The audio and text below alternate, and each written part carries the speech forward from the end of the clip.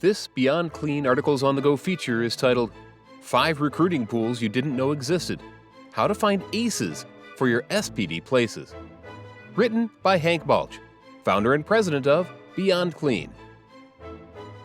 Finding the right people for the job is 90% of the battle for sterile processing excellence. Sure, you need to have adequate training, smooth processes, and a common goal, but if you have all that without great people, well, we all know what that looks like. And it's not pretty.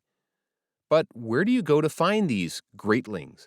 How do you dig up these jewels of decontam productivity, these gems of prep pack prowess, these sparkling diamonds in the sterilization rough? To paraphrase the prophetic words of Flannery O'Connor, a good man or woman is hard to find. And that couldn't be truer than in the sterile processing world. Recruiting high-quality techs in our industry is quite the challenge, and one that many hospital recruiters just aren't equipped to handle without help from SPD leaders.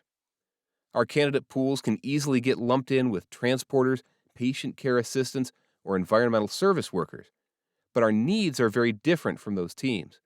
So, if you want to get the best recruits on the market, you often have to take matters into your own hands. Here are 5 recruiting pools that you may not realize could be holding your next sterile processing all-star. 1. Nursing school. I know what you're thinking. If they're in nursing school, they want to be a nurse, not an SPD tech. And you'd be half right. Most students in nursing school do end up becoming nurses one day.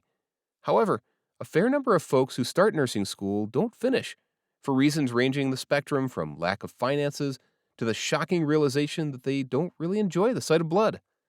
But regardless of whether or not they finish nursing school, some of the best SPD recruits in your area can be found looking for part-time or PRN jobs while they're going through their training program.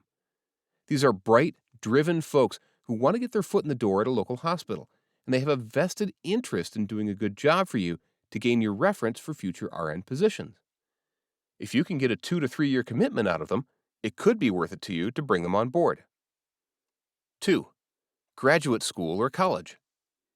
Another great pool of potential aces can be found at your local grad school or college campus. Many of these folks are looking to get some kind of industry skill, something they can take with them wherever they go, whatever they end up doing when they grow up. The SPD world offers something for them that many other college jobs don't: shift work to fit their classes in, higher than minimum wage pay, benefits, certification, and sometimes even tuition assistance. If you intentionally recruit out of this pool, you can often end up with high-performing, analytical, creative problem solvers who can help you tackle some of the process problems we all struggle with. If you want a little help with your budget, you might even want to set up a recruiting table outside of the business school and try to draft an accounting major. I'm not even kidding. 3. Job coordinators for veterans. Our vets are an underserved and overqualified population in many areas, but they are often some of the hardest working recruits you will ever come across. Timeliness, self-discipline, and teamwork come second nature to these folks. And if you can make the case for how an entry-level SPD position can give them opportunity to climb up the clinical ladder, they can become some of the strongest members of your team. In addition to vets, organizations who support them often help spouses of active duty military find positions as well. We've been able to scoop up military spouses through this pipeline and have been very impressed by their quality of work and commitment to excellence. Reach out to your local job coordinator for vets, give them your starting pay and job description, and see what happens. 4.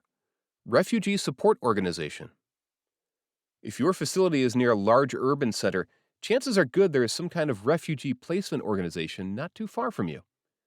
These groups help new immigrants find housing, learn English if necessary, adapt to life in a new country, and connect with employment opportunities. And they are often a fantastic partner to find great talent for your SPD team.